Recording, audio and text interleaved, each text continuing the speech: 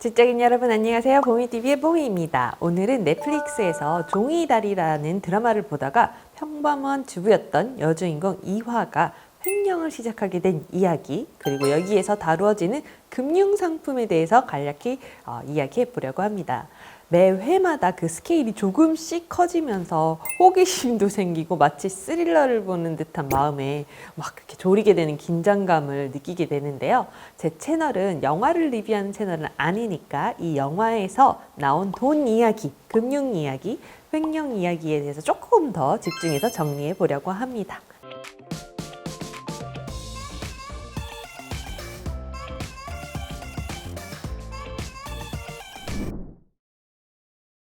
종이달은 실화 기반 소설인데요. 가쿠타 마츠요가 직접 집필한 일본에서 인기가 많았던 작품입니다. 일본에서 1970년대, 80년대에 몇 가지 실제로 일어났던 은행 공금 횡령 사건을 모티브로 했다고 해요.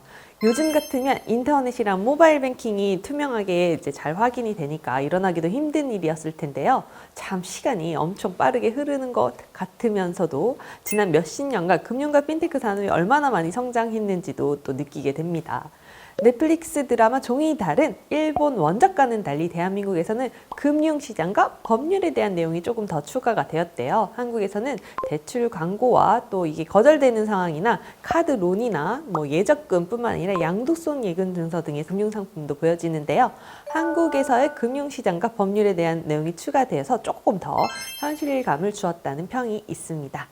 소설은 여자 횡령범 주위에는 항상 남자가 있다는 뉴스에서 모티브를 가져왔다는 이야기가 있던데요.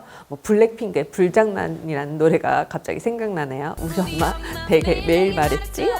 언제나 남자 조심하라고. 사랑은 마치 불장난 같아서 다치니까 그런 가사가 있죠. 자, 이 주인공 왜 횡령을 시작했을까요? 한때는 부유했던 예술가 집안의 딸이었으나 아버지가 사업이 망했고 아버지의 운전기사였던 분이 시아버지가 되고 시어머니는 졸부가 되어서 망한 사업에 빚을 다 갚아주면서 둘이 정략적인 결혼을 하게 되었다는 내용이 극중에 나오는데요.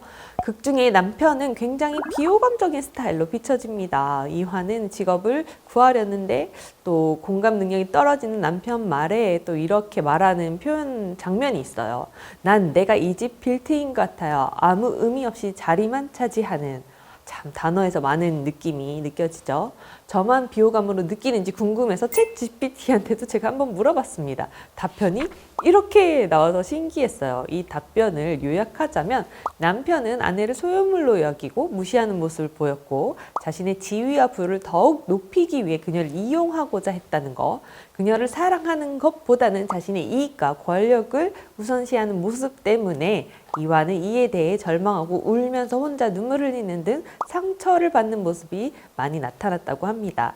이래서 이화는 남편이 아닌 다른 젊은 남성에게 사랑에 빠지게 되면서 또 그 친구의 안타까운 사정을 알고 돕고자 했던 선한 첫 마음이 점점 이 선을 넘어서는 거죠. 그래서 과도하게 되면서 횡령의 규모가 걷잡을 수 없게 되는 거죠. 뭔가 못된 인간을 상대하기 힘들어하는 분들이라면 우아하게 못된 인간 상대하는 꿀팁을 주제로 제가 예전에 만들어둔 영상도 있거든요. 관심 있는 분들은 이 영상도 참고해서 한번 보세요. 자, 여기서 나오는 예금성 양도 증서란 무엇일까요? 주인공 이화의 횡령의 주요 도구로 활용했던 게 양도성 예금 증서라는 것인데요. Certificate of Deposit 이라는 이름으로 간단히 말해서 CD라고 부릅니다. 대표적인 단기 금융시장 상품으로서 은행이나 증권사에서 발행하는 예금 증서의 일종인데요. 양도성 예금 증서는 발행 시점부터 일정 기간 동안 고정된 이자를 받을 수가 있는 금융상품으로서 만기일에는 원금과 이자를 함께 받을 수가 있습니다. 조금 쉽게 표현을 해볼까요? 우리가 은행에 예금을 1,000만 원 정도 넣는다고 가정해 봅시다. 이 예금은 은행에 묶여 있으니까 유동성이 없겠죠. 그런데 이거를 증서를 하나 만들면서 이거를 사고 팔 수 있도록 해준 게 바로 양도성 예금증서 CD입니다. 이 양도성 예금증서는 이름에서도 그 특징을 조금 더 확실히 알 수 있는데요. 양도가 가능한 특성이 있습니다. 그래서 만기 전에 중도로 양도를 할 수가 있고 이때는 양도 시점 시점까지의 이자와 함께 원금을 받을 수가 있습니다. 이러한 특징으로 인해서 예금보다는 조금 더 높은 수익률을 기대할 수 있는 금융상품으로 인기가 많은 편입니다. 또 무기명이라는 특징이 있는데요. 만기가 되는 시점에 이 CD를 가지고 있는 사람이 예금에 대한 주인이 된다는 겁니다. 그래서 만기 전에 팔면 이율은 좀 손해볼 수 있지만 정기예금처럼 이자를 얻기 위해서 자금을 묶어두지 않아도 된다는 장점이 있습니다. 이렇게 예금의 리퀴디티라는 유동성을 부여해주는 것이라고 생각하면 쉽습니다. 이 양도성 예금 증서는 일반 예금보다는 약간의 높은 위험성이 있는데요. 만약 예금 발행 기간이 파산하게 되는 경우에는 보험금이 지급되지 않을 수도 있어요. 또 양도 시에는 원금 손실이 발생할 수도 있다는 점. 따라서 양도성 예금 증서를 투자할 때는 발행 기간의 안정성과 신용도를 꼼꼼하게 살펴보는 것이 좋겠습니다. 발행 기간은 보통 은행, 증권사, 보험사 등 금융기관에서 발행되고 있는데요. 보통은 대부분 안전하겠지만 예전에 바퀴통장 영상에서도 저축은행 선택할 때 주의사항으로 안정성 등을 꼼꼼히 살펴보라고 자세히 설명해 둔 것이 있는데 혹시 못 보신 분들이 있다면 이 영상도 참고해 주세요. 단기 금융시장 상품 종류는 무엇이 있을까요? 양도성 예금 증서처럼 콜, 기업어음, 환매부, 조건부, 채권, 그리고 CMA 등도 단기 금융시장 상품에 해당됩니다. 먼저 콜을 알아볼까요? 콜은 은행, 보험사, 증권사 등의 금융기관이 일시적으로 당면한 자금 부족 문제를 해결하기 위해서 단기로 대출을 받는 금리를 말하는데요. 이는 다른 기관의 요청을 넣는다는 의미의 콜에서 유래해서 콜론, 그리고 콜자금, 콜머니라고 부르기도 합니다. 기한은 하루에서 30일까지 가능하고 보통 하루를 만기로 잡고 거래를 하는데요. 아침에 빌려서 그날 갚는 거죠. 1일 만기로 거래하는 콜자금은 1일물, 오버나잇이라고 말하고 콜자금에 붙는 금리가 우리가 흔히 드는 콜금리입니다. 콜레이시죠. 한국은행에서는 콜금리를 중심으로 기준금리를 조절을 합니다. 다음으로 기업어음, Commercial Paper, CP라고 불리는 기업어음은 기업이 자금을 조달하기 위해서 발행하는 채권 상품인데요. 어음은 일종의 차용증과도 비슷한 개념으로 채무자가 채권자에게 갚을 돈과 지급일을 정해서 발행하는 외상거래 증서입니다. 채무자가 만기에 원금과 이자를 상환해야 하는데요. 다만 어음을 살 때는 약속된 어음을 다 주지를 않는데요. 이를 어음 할인이라고 합니다. 기업어음은 기업이 상환 만기를 6개월 이내로 정해서 발행하는 경우가 많다고 하죠. 사업가 시절에 안철수 대표님이나 프라이머의 권도균 대표님도 젊은 시절 기업어음을 처음 경험하고 고생했다는 썰을 제가 책과 영상에서도 본 적이 있었던 것 같아요. 일반인이 쉽게 접할 개념은 아닐 수도 있겠지만 상식으로 좀 알아두면 좋겠죠.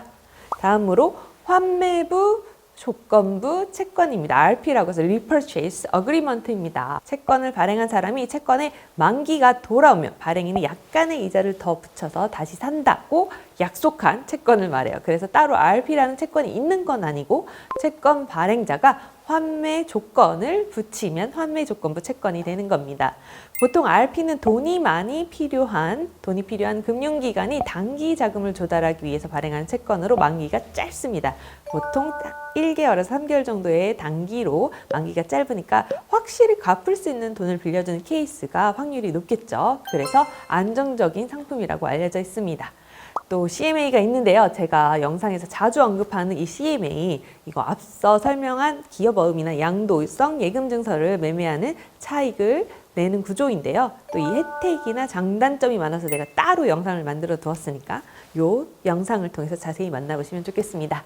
이러한 단기 금융시장 상품들은 주식이나 코인 같은 직접적인 투자보다는 덜 위험하고 상대적으로 안정적인 이자 수익률을 제공하는 경향이 있습니다. 이러한 장점들을 잘 알면서 높은 수익률을 추구할 때는 고위험 고수익 상품이나 장기 금융 상품과 같은 곳에서 다양하게 자산을 배분해서 안정적인 수익 창출 방법도 함께 고려하면 좋겠죠.